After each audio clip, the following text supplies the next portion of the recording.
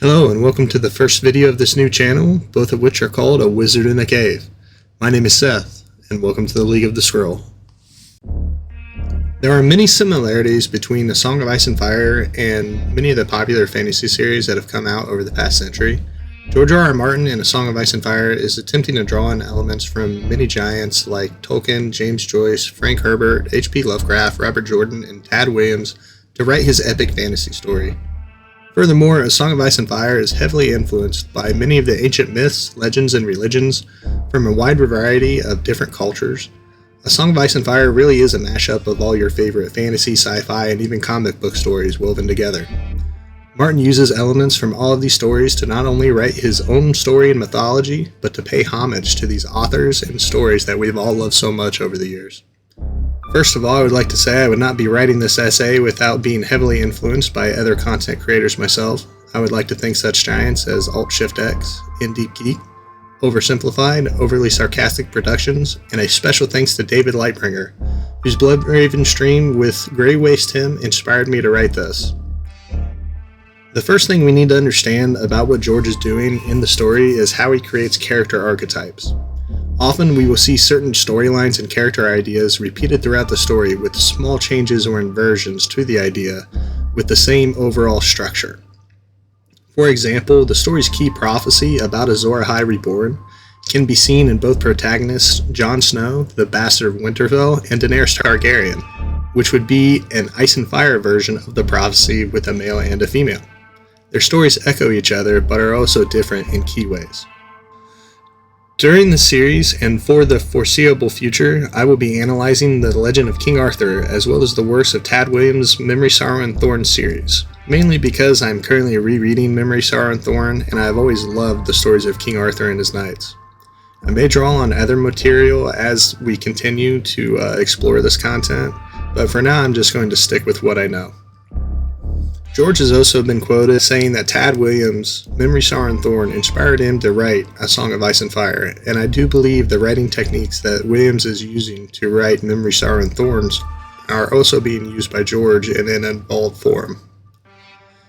This first video of what I hope to turn into a series of character examinations of the mythological influences on A Song of Ice and Fire will look at the stories of Merlin, advisor to King Arthur.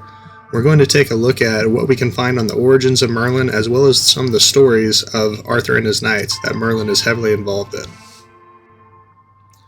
Like me, you may have been introduced to Merlin through the 1963 Disney movie The Sword and the Stone, which is a retelling of the first half of the book The Once and Future King, written by T.H. White in 1958. This story introduces the reader to many of the key concepts of Merlin and his pupil Arthur. In this telling, we meet Merlin, a whimsical magician living in the forest, who takes up the role of the castle tutor. Merlin takes Arthur on many adventures, transforming him into animals so he can learn about the world from the world.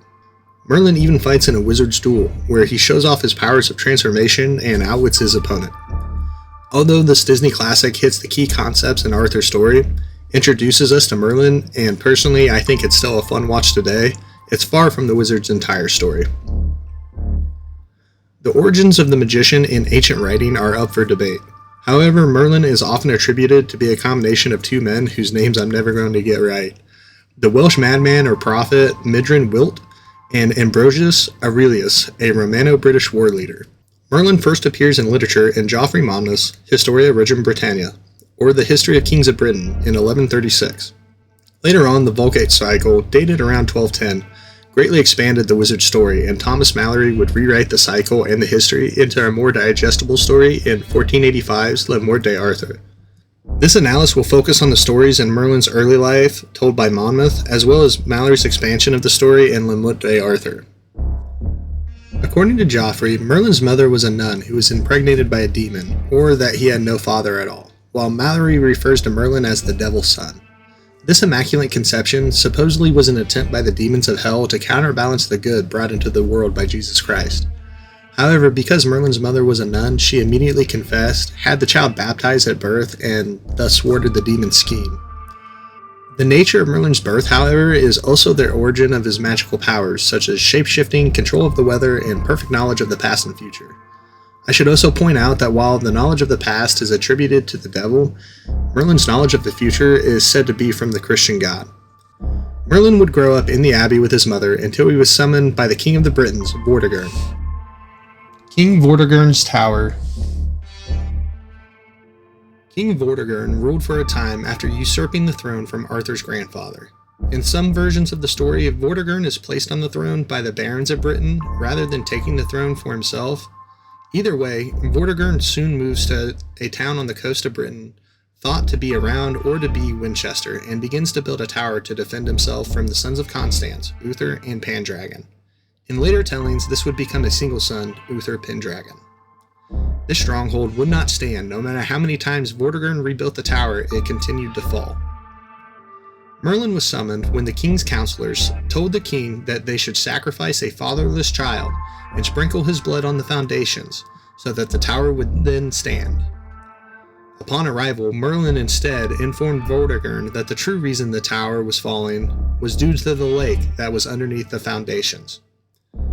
Going under the tower, they see the lake, from which emerge two dragons, white and red, who immediately fight each other to the death. The white dragon is triumphant, but soon dies of its wounds. Merlin prophesies that this represented the struggle between Uther and Vortigern, the white dragon being Uther and the red dragon Vortigern. Merlin then leaves to study magic from Blaise in Northumberland. Vortigern, after draining the lake, rebuilds his tower. This time it stands. However, Uther soon arrives and burns it, with Vortigern inside. Merlin would soon surpass Blaise in necromantic power, leave after swearing to never do him harm, but asking the druid to chronicle events when Merlin later visits him throughout his lifetime. Here in Historia Regia Britannia, Merlin would go on to erect Stonehenge as a tomb for Pendragon, the aforementioned brother of Uther, when he was killed. Uther would then rename himself Uther Pendragon. Merlin then created the Round Table for Uther in Wales, where it was passed to the keeping of King Leodegrance. The Morte d'Arthur presents a different introduction to Merlin. Whether this is because the writer assumes the reader is aware of Merlin's origin and thus omits it, or never considers it, Merlin's birth is not mentioned. The story begins around 16 prior to Arthur's birth. Uther Pendragon is king of all England and has been at war with Cornwall's Duke Tintagel for a long time. Uther invites the Duke and his wife Igraine to London to negotiate. However, during these negotiations, Uther attempts to seduce Igraine, who quickly tells her husband about the situation. This causes the Duke and Igraine to flee back to their castle and incites Uther's wrath. Uther gives the Duke 40 days to surrender, or he would lay siege to the Duke's castles. The Duke garrisons 2 of his castles, placing himself in one and Igraine in the other. Uther, true to his word, besieges Castle Terabel, where the Duke and his garrison hold out for an undisclosed length of time. During the siege, Uther falls sick due to his anger and love for Igraine. Seeing this, one of Uther's knights, Sir Altheus, decides to leave in search of Merlin to assist with the king's plight. Uther is not condemned for his actions, due to the period in which the Vulgate cycle, of which Le Morte d'Arthur was based on, was written. The time being around when the Crusaders were originally returning from the Holy Land with new cultural ideas such as courtly love. This idea, being that love for love's sake, is in itself divine, and actually just being in love makes a person more noble. This is also why later on, Lancelot is not condemned for his love of Guinevere, despite her marriage to Arthur. Altheus eventually finds Merlin, dressed as a beggar, and at first refuses to speak to the wizard due to his appearance. However, Merlin simply tells him that Altheus' quest is over, and that he will help Uther as long as he fulfills a promise. Altheus agrees and returns with Merlin back to Uther. When Merlin meets Uther, he agrees to help as long as the king promises to give him custody of the child of the union between Uther and Igraine that night. It is important to point out here that Merlin does not say if a child is born. Merlin says when a child is born. This is the first instance of Merlin's knowledge of the future in Le Morte d'Arthur. Uther agrees to this. Merlin, Uther, and Altheus disguise themselves as the Duke Tintagel and 2 of his more well-known knights to sneak into Lady Igraine's tower, where Merlin tells Uther to remain until the morning. That same night, when Merlin and Uther are sneaking into the tower, the Duke Tintagel leads a sortie out of Castle Terabel, where he would die. Merlin and Uther return to London, where Uther sends for and marries Igraine 13 days later. 9 months later, when Arthur is born, he's quickly taken away by Merlin to be fostered by Sir Ector. Merlin would then continue to advise Uther for another 2 years until the king falls mortally ill. While Uther lay dying, Merlin gathers his barons and asks him to confirm his intent for Arthur to inherit, of which Uther confirms. Securing Arthur's throne. Once Uther dies, Merlin requests the Archbishop of Canterbury to call all the English lords and nobles to assemble in London or risk being cursed. It is here that the sword in the stone appears, and they first hear the prophecy that the one to pull the sword from the stone would become king of all England. 16 years later, Arthur pulls the sword from the stone during a tournament in London, and after repeating this feat several times, is confirmed by the Archbishop of Canterbury as king. Like all young kings, though, Arthur would soon be tested. Many lords and rebels would rebel, and when Arthur is under siege at Caerleon, Merlin arrives to influence events yet again. Merlin meets with several of the rebellious kings who are glad to see their former High King's counselor. In this meeting, Merlin explains that Arthur was conceived more than 3 hours after the Duke Tintagel's death, and Uther married Igraine 13 days later, so Arthur is not a bastard. While many lords listen to the wizard, when Merlin claims Arthur will win even if he's outnumbered 10 to 1, some like King Lot laugh and say they're not afraid of the wizard's claims, but that they would be willing to listen to Arthur if he would speak. Negotiations would fail, and Arthur sallies out on the advice of Merlin, scattering the rebels with the help of the Caerleon peasants. While disaster had been averted, Arthur's kingship was still contested by at least 10 different rebel kings and one duke, who all united against him. Merlin advises Arthur to gather as many cavalrymen as he can and to send for the loyal kings, Ban and Bors, for help in the coming battles.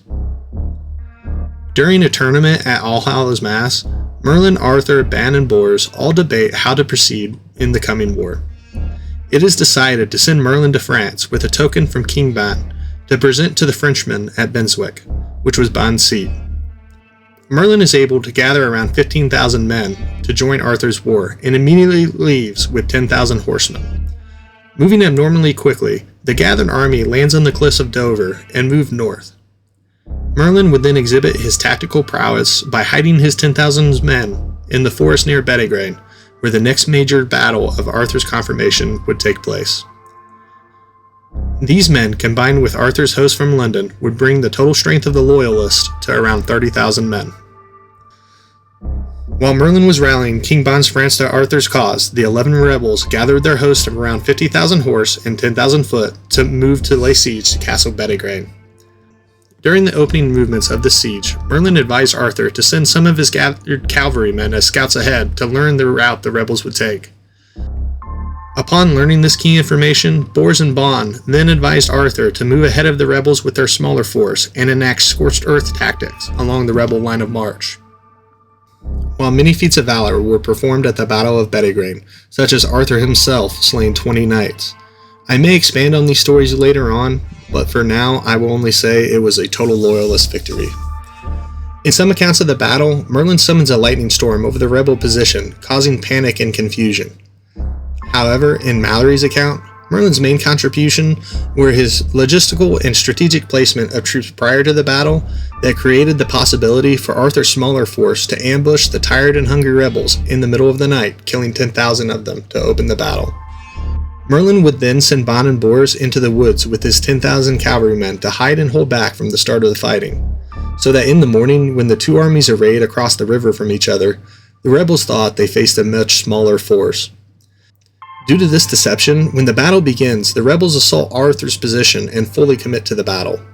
This overextension by the rebels allows Ban and Bors to emerge from the woods and take the army unawares in a classic hammer and anvil maneuver while they attempted to ford the river. The slaughter ends when Merlin tells Arthur to pull his men back and allow the 15,000 remaining rebels to live, or risk creating more enemies and angering God. In the aftermath, Merlin would leave for Northumberland and recount the events of this battle to Blaise. Up to this point, Merlin's main influence of Arthur's story has been through his strategy, logistics, and deceptive tactics that have been more in line with an astute general or a cunning rogue than the magician he's known as today. The only real magical aspects Merlin has shown is his knowledge of the future and being able to return from France abnormally quickly, and maybe summoning a lightning storm or two. But now that Arthur's kingship has been secured, we would begin to see more of the mage that Merlin is known for today. During the time Merlin spends advising Arthur until eventually leaving his court, we see Merlin wander through the land prophesizing to Arthur and his knights and continuing to influence events with the knowledge that he gives more so than any action that he takes. Arthur's Sin and Doom. After the Battle of Bedegraine, Arthur would go on to support King Leodegrance in his war against King Rience at the Battle of Camleod. We should note that in the aftermath of this battle, the young Arthur would meet Guinevere for the first time. The king then returns to Carlion along with Merlin, where his half-sister and wife of King Lot, Margwise, has also just arrived. Arthur and Margwise, better known as Morgan Le Fay, fall in love either by normal or magical methods.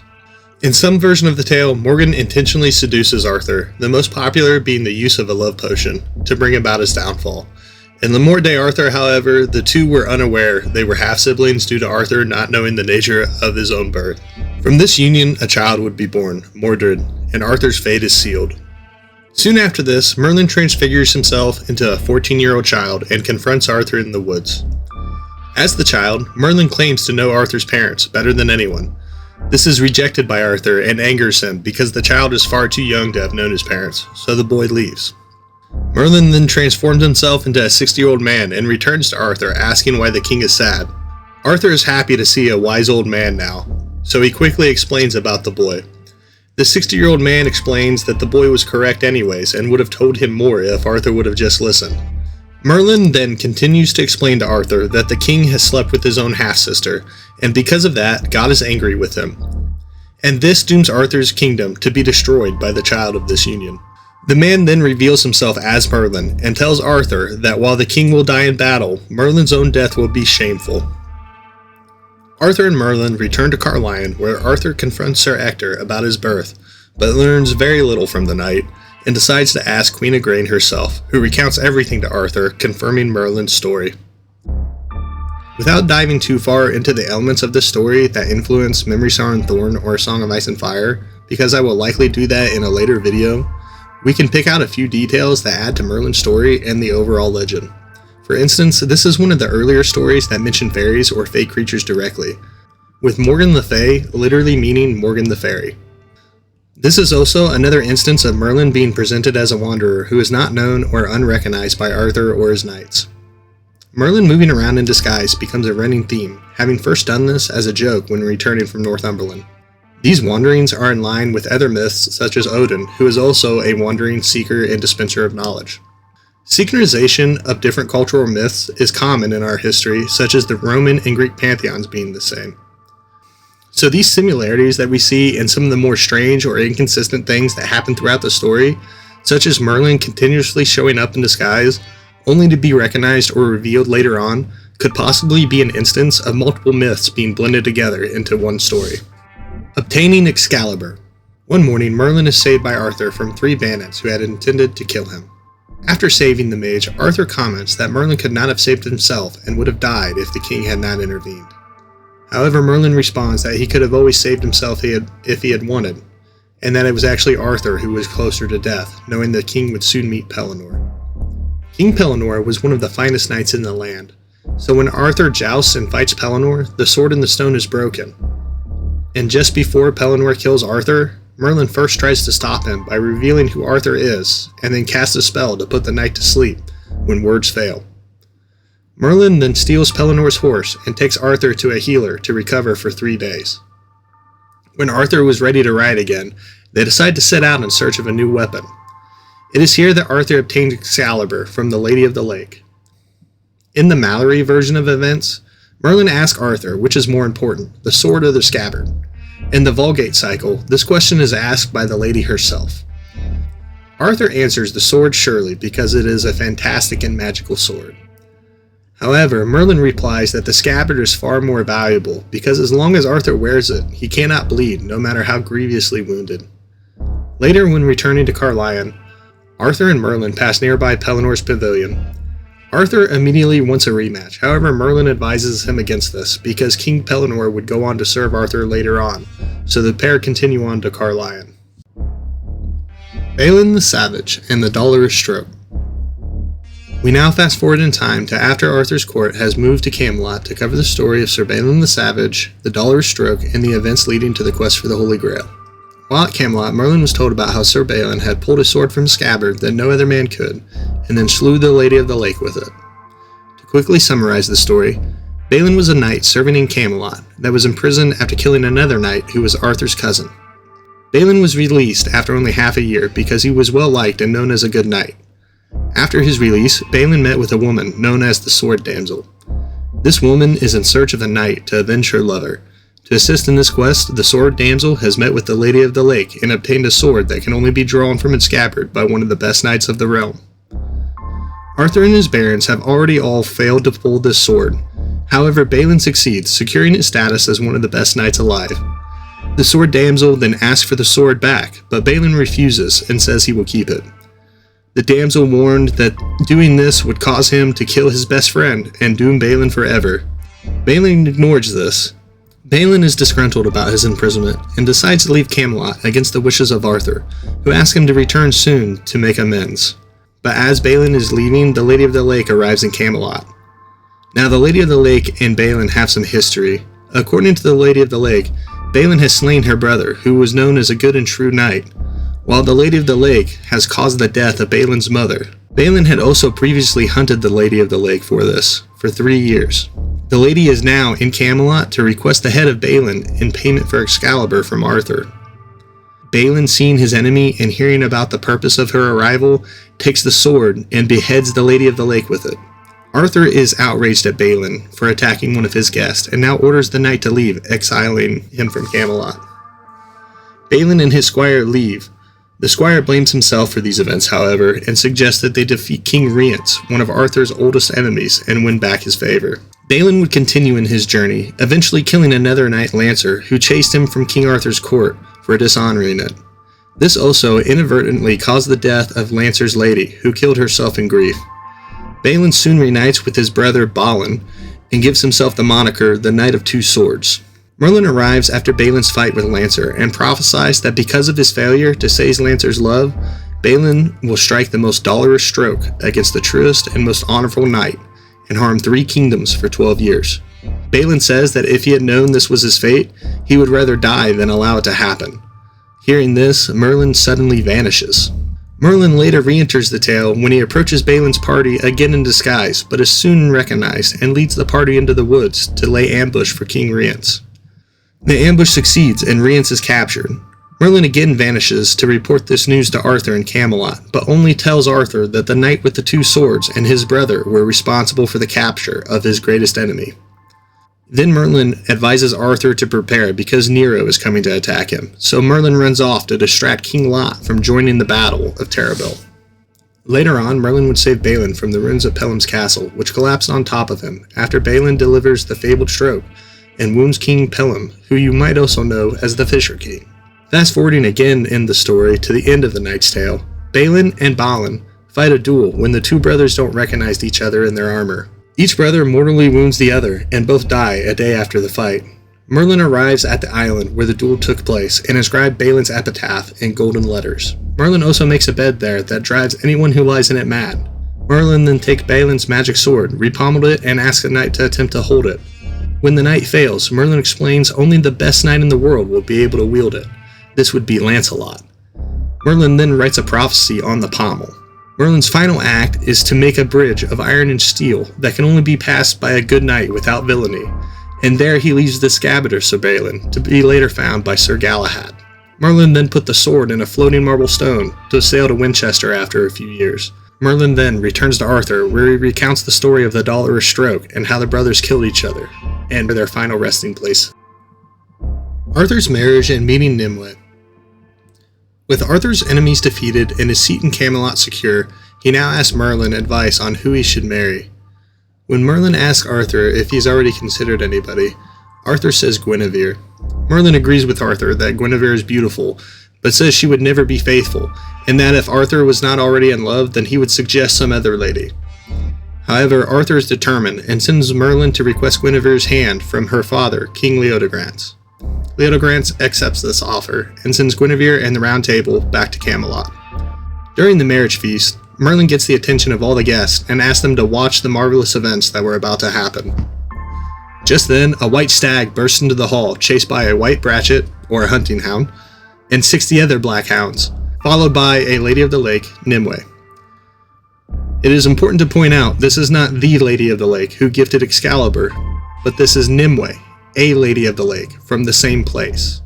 The heart escapes, the brachet is imprisoned by Arthur's knights, and Nimue is abducted by a man named Honslake while trying to get her hound back.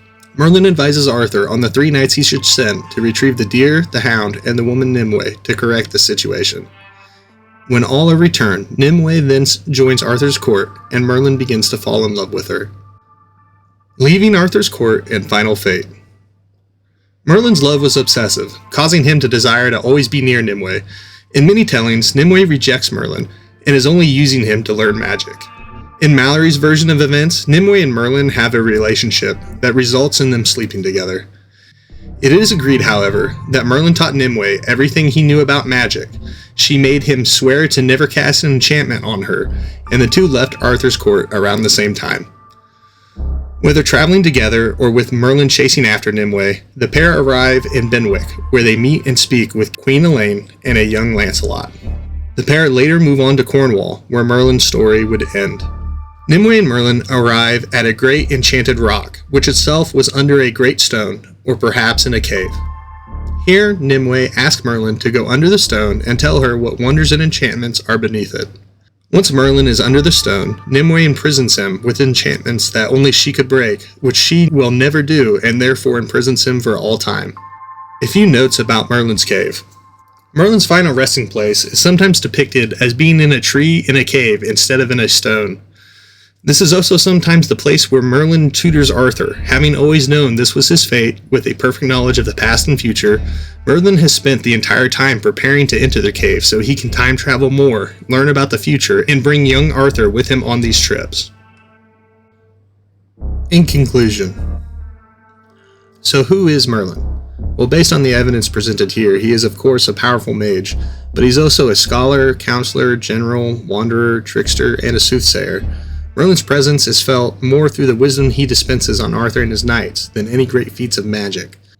Often, the mage completes his objectives through cunning strategy and deception, rather than raw power. Merlin controlled the situation by being in the right place at the right time to influence events. While we have read through the summary of the life of Merlin, I am sure some of you familiar with the stories of Tad Williams and George R. R. Martin have already seen some of the connections that I'll be making later on in this series. Next, we will focus on the works of Tad Williams, Memory, Sorrow, and Thorn, to see how the character of Merlin influences the story of Seoman Snowlock, Princess Miriamele, and Benedict the Troll through Dr. Morgani's, the physician of the Hayholt. I hope you've enjoyed this video and learned something of Arthurian legend. I have always been fascinated with stories from this period, and remember my mother and grandmother first reading me the stories of Arthur and his knights when I was very young. I'm proud to be able to share these stories that I've loved with you now. Thank you, and have a great day.